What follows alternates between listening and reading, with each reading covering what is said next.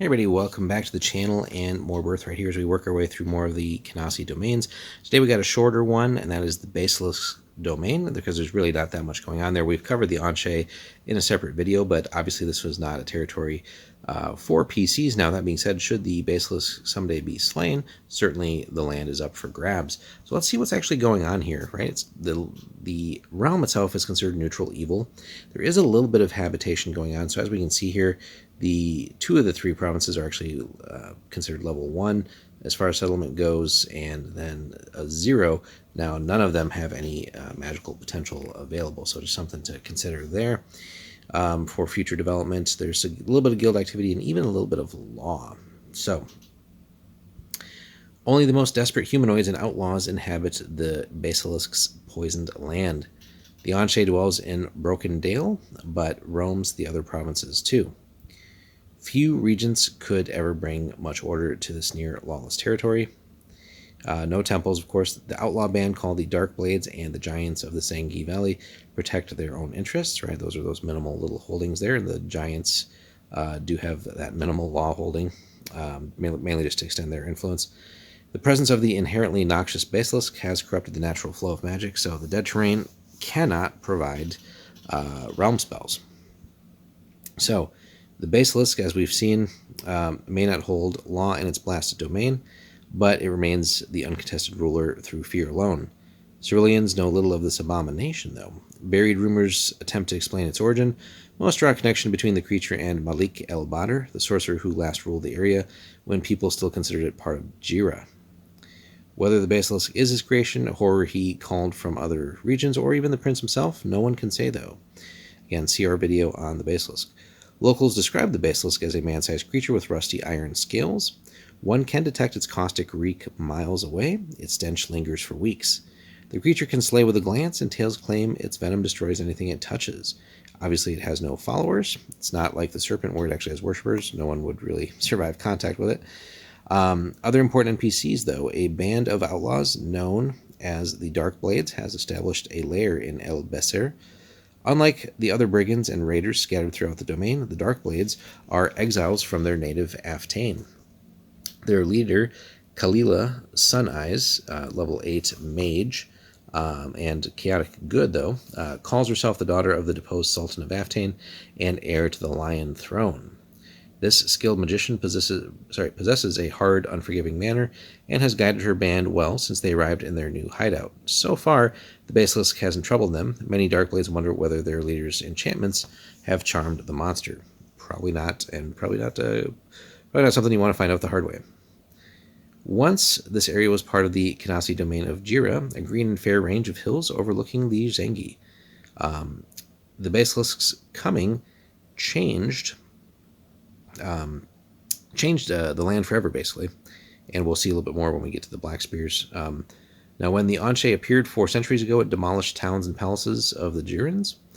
Hundreds of people died from its poisoned gaze, and several failed attempts to kill the creature.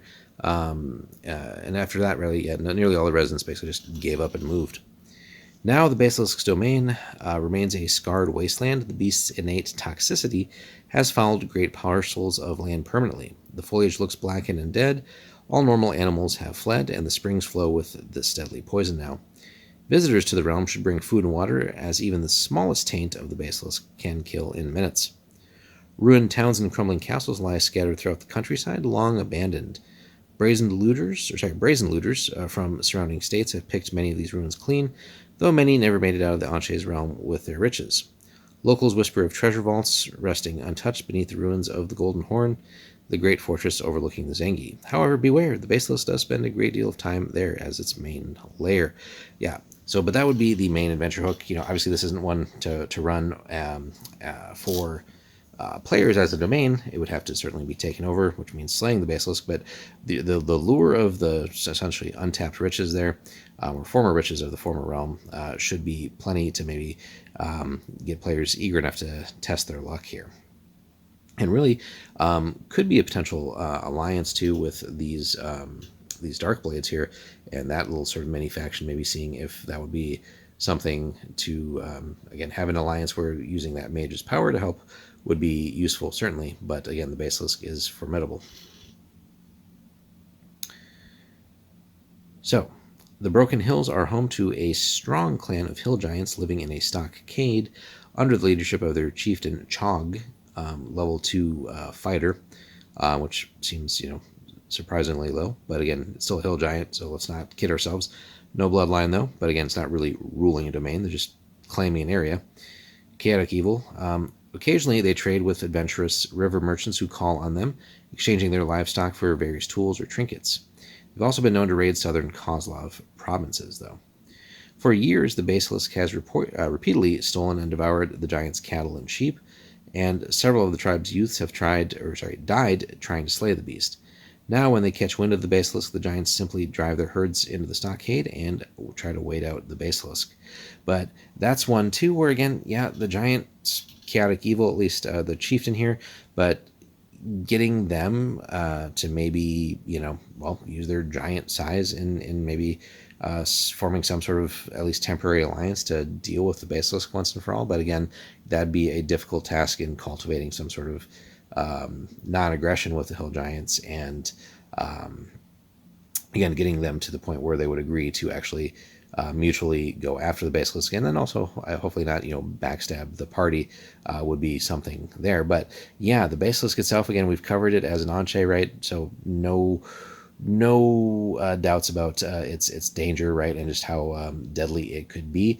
That being said, there are a couple of inroads that you could have into the domain. Again, it's just probably beyond repair, but that could be a long task should it be slain, as far as sort of reinvigorating the land, if that's even somehow possible, but would probably require monumental magic and other things going on there. And certainly we wouldn't want any other like brigands or anything to run into the territory once that's accomplished. But that's a tall task anyway. But there are at least a couple of sort of sub factions here that could be called upon to help. Now, obviously, it's probably going to be hard getting one to work with the other here along with your party, and I'm sure everyone would probably want a slice of the pie as far as the riches and everything that the Basilisk is sitting on, and also the danger of maybe should it be slain somehow of like not contracting or sort of absorbing Azrai's evil blood as well. So that's just another danger to consider there. And you don't want someone from the party then turning into an Anche. That could be a fun thing to deal with as well.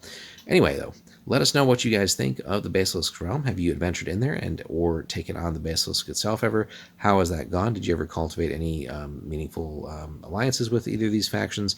Hit us up in the comments. Be sure to like and subscribe. And then again, if you want to see videos like this early, hit us up on our Patreon, guys. Got plenty of different tiers to support us, but all that goes right back into the channel to help make sure we capture all these old modules and keep bringing you content. So all the support does help out there. But with that being said, we'll see you guys in the next one.